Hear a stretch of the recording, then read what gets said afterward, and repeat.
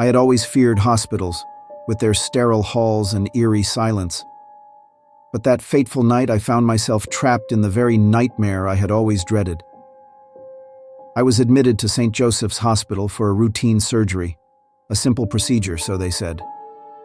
The dim lights overhead buzzed direful as I lay on the operation bed, the surgical team surrounding me. The anesthesia slowly overcame my consciousness and I drifted into a restless sleep. When I awoke, I was no longer in the operating room. Panic surged through me as I realized I was in a dark, old corridor. The smell of decay lingered in the air, and I could hear faint, distant screams. The hospital had transformed into a nightmarish labyrinth, and I had no idea how I'd ended up here. Disoriented and trembling, I stumbled down the corridor, seeking an escape. The walls seemed to close in on me, and the flickering lights cast eerie shadows that danced along the cracked tiles. The hospital's layout had become a twisted puzzle, with doors leading to nowhere and endless hallways that looped back upon themselves. It was as if the very structure of the building defied logic, designed to torment and ensnare.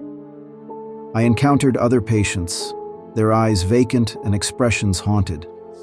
They whispered tales of surgeries gone horribly wrong, of procedures that had left them disfigured and scarred. Their stories were a chorus of despair, and it became clear that the hospital held dark secrets. With each passing hour, the hospital's malevolence deepened. Nurses in tattered uniforms shuffled through the corridors, their eyes devoid of compassion.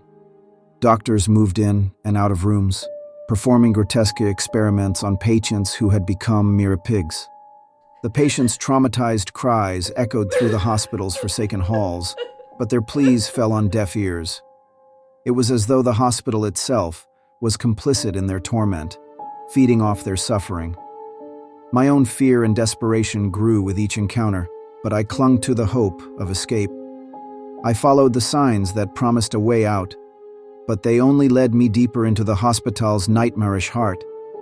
It was as if the hospital itself was a sentient, malevolent force, toying with its victims. Finally, I stumbled upon a room that held a flicker of salvation.